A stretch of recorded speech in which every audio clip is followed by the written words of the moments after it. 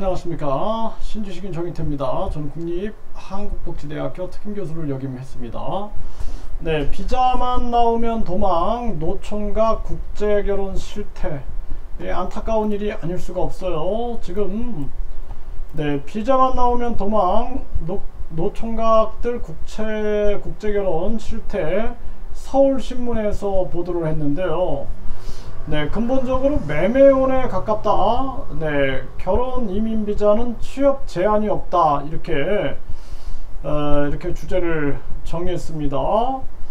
그래서 여기 보게 되면은 네, 국제 결혼하는 이러한 경우가 이제 베트남이 가장 많다라는 것입니다. 그래서 2006년부터는 일부 지방 자치단체들이 노총각 혼인사업 지원 조례 등을 개정해서 수백만원씩 지원하는 그러한 정책을 썼다라는 것이죠. 그런데 이 국제결혼 커플의 만남부터 결혼식까지 소요된 시간이 5.7일에 불과했다라는 거예요. 이게 말이 안 되는 거예요. 제가 이제 이 베트남 학생들 한 19년을 제가 가르치다 보니까 어떤 사람들은 대놓고 저한테 이 국제결혼 사업을 하자, 한 명 소개하면 1000만원씩 주겠다, 이런 얘기들을 해요. 그래서 내가 아니, 결혼이라는 것이 서로 신뢰와 사랑 그리고 자녀의 문제가 있기 때문에 인생이 달린 문제인데 그런 얘기를 하냐, 이렇게 얘기를 해보면은 그냥 이게 돈에 미쳐있는 사람들이 많이 있습니다. 다 그런 건 아니에요. 다 그런 건. 그래서 이 국제결혼을 해서 행복하게 사는 분들도 계세요. 근데 그런 경우는 서로 오랫동안 사귀고 신뢰와 사랑 그리고 언어가 형성이 되고 의사소통이 되고, 그리고 더 중요한 거는 이제 앞으로 자녀를 키워야 되고 가정과 가정 간의 결혼 속에서 철저한 상호간의 존중이 있어야 되는 것입니다. 이런 거 없이는 이건 이용당할 수 있는 부분들이 굉장히 많은 거예요. 네, 그래서 한국인 배우자가 낸 결혼중개 수수료는 평균 1372만원. 근데 이게 굉장히 더 많이 들어가는 얘기들을 많이 듣습니다. 네, 뭐 거의 수천만원에 들어간다, 그런 얘기를 하고, 네, 한국 배우자 연령은 40대 50대가 81.9%, 네, 외국인 배우자는 20대가 79.5%였다라는 거예요. 네, 이게 뭐 진짜 사랑해서 맺어진 경우도 있지만, 네, 나이 차이가 많게는 30살 넘게 나는 신부가 베트남 친정에 매달 25만원에서 30만원을 보내는 조건으로 농촌에서 오는 사실상 매매혼이 많다 보니까 결혼 목적으로 한국에 왔다가 국적 취득 후 사라지는 여성들이 많다라는 것입니다. 이 베트남에서 25만원, 30만원이면은요, 이게 25만원이면 500만 동이거든요. 500만 동, 30만원이면 600만 동인데, 이 정도 되면은 대학교 졸업해가지고 갓 취업을 했다 그러면은 400만 동, 그러니까 20만원, 30만원 정도를 받습니다. 네, 그러니까 이 돈이면 작은 돈이 아니에요. 네, 작은 돈이 아닙니다. 네, 이러한 돈을 이렇게 친정으로 보낸다. 네, 이렇다 그러면은 이제 이거는 위험성이 굉장히 많은 거예요. 돈이 관련돼 있으면은. 네, 그래서 여기서 보면은 베트남 여성과 결혼해서 노총각 신세에서 벗어났지만 3개월 만에 아내가 집을 나갔다라는 것입니다. 네, 그래서 돈은 돈대로 쓰고 호적만 지저분해졌다라는 거예요. 또 수소문을 해보니까 베트남 남자와 아이 낳고 잘 살고 있었다, 이런 얘기를 하고 있고, 이혼 절차 좀 도와달라, 이러한 연락이 오고, 네, 이러한 얘기들. 또 국제 결혼한 신부들 대부분이 한 달 안에 도망가는 경우가 많다라는 것입니다. 경찰에 신고해도 소용이 없죠, 당연히. 네, 그래서 베트남에서 한국 총각은 호구 중에 호구다, 네, 이렇게 알려져 있다라는 것입니다. 그 제도 개선을 통해서 불법 체류 신부 양산을 막아야 된다, 이렇게 하면서 국제결혼 피해센터에 접수된 상담 건수만 300건이 넘었다라는 거예요. 근데 결혼비자 같은 경우에는 취업 제한이 없고, 그리고 2년 이상 국내에 체류하면은 영주권으로 바꿀 수가 있는 거예요. 영주권. 네, 그리고 영주권 다음에는 이제 국적을 받을 수가 있는 거죠. 네, 이러한 정황이고, 또 베트남 여성이 한국 남성과 결혼해서 우리나라 국적을 취득을 한 뒤에 이혼하고 베트남 남성과 재혼하면 이 남성도 우리나라 국적을 가질 수 있게 되는 거예요. 그래서 실질적으로 한국 여성들이 왜 베트남 남성하고 결혼을 많이 하는가, 조사를 해보니까 이런 경우였다라는 거예요. 네, 한국 남편과 이혼하고 베트남 남성과 다시 결혼하는 거죠. 그렇게 결혼해가지고 또 이혼하는 경우도 있어요. 그러면은 또 다시 그 한국 국적을 받은 남성 여성이 다시 또 베트남 남성 여성과 다시 결혼하는 그러한 사례도 있게 되는 거죠. 네. 그래서 결국에는 뭐 대법원에서 패소했다라는 거예요. 이 입국 한 달 만에 가출했는데 대법원에서는 언어 장벽이나 문화적인 부적응, 기대와 현실 사이 괴리감으로 결혼 생활을 포기했을 가능성이 있다. 그래서 혼인은 무효라고 판결한 원심을 깼다라는 거죠. 네, 그래서 참 이게 안타까운 거죠. 네, 그래서 제가 이렇게 상담한 사례를 보면은 부인이 이제 20대고 이분이 이제 60대인데 결혼이 하기 전에 굉장히 잘했대요. 근데 이 한국에 와서 이렇게 남자하고 자꾸 통화를 하더래요. 남자들과. 그래서 못 알아들으니까 자신은.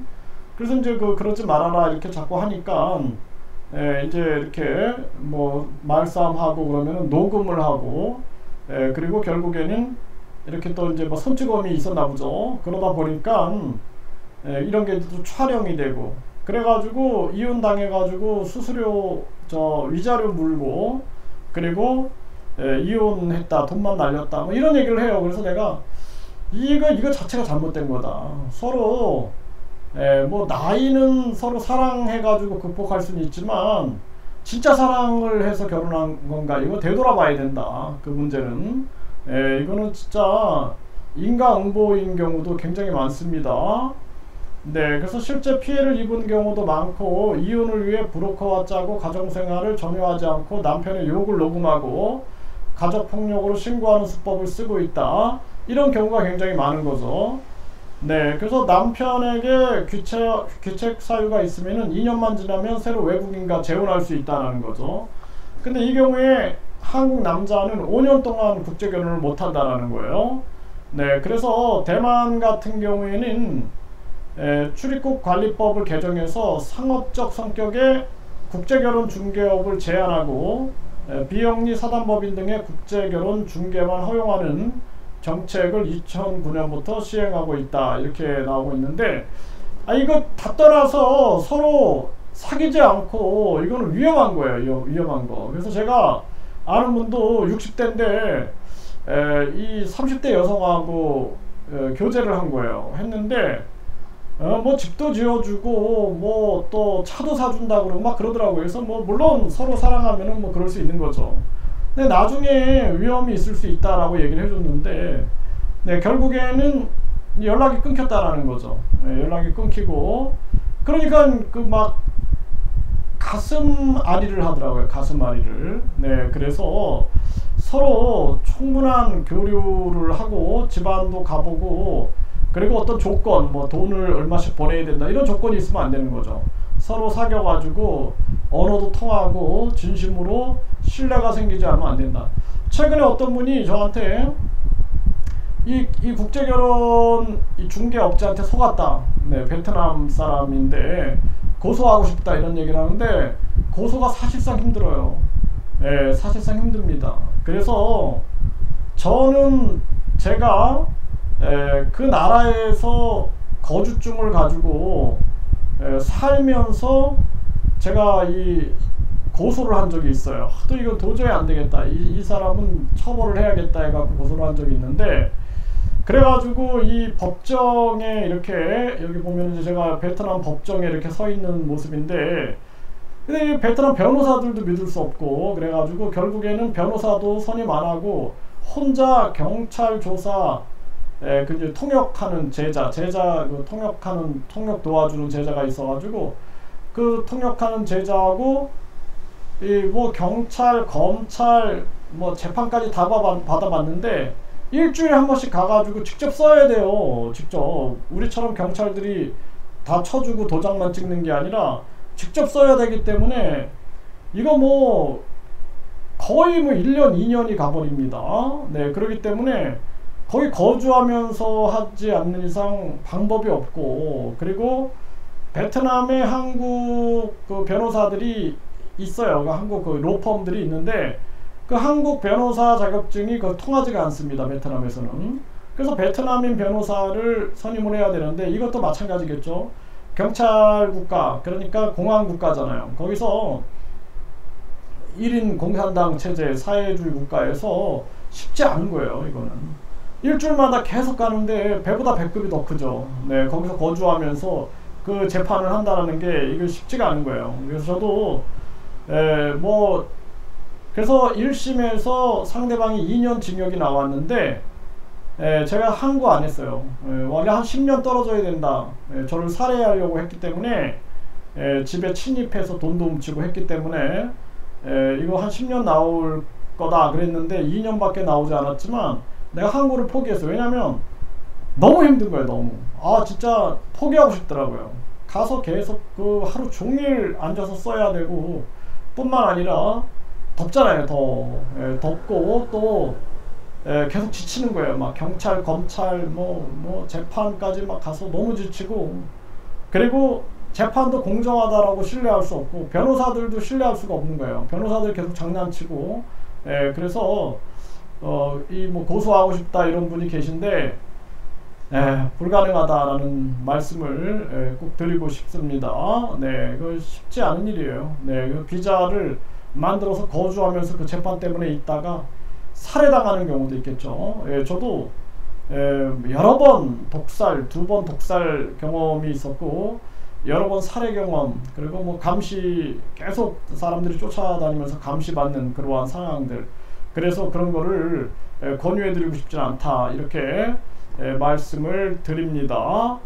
참 안타까운 일이 아닐 수가 없어요. 그래서 우리나라가 또 이렇게 해서 이 다문화 이 학생들이 많이 늘어나고, 그리고 외국인들이 많이 늘어나는데 이게 사회적인 갈등이 많이 생길 수가 있다라는 거예요. 지금 정부는 뭐 이민청을 통해서 다문화 국가, 다인종 국가, 다민족 국가가 되면 지상 낙원이 펼쳐질 것처럼 미국처럼 된다, 막 이런 식으로 미화시키는데 정신 차려야 됩니다. 왜냐하면은 미국은 이민 국가니까 자기들이 남의 원주민들을 쫓아내고 죽이고 그 나라를 만들었잖아요. 그렇기 때문에 이민을 미화시키는 거죠. 미화.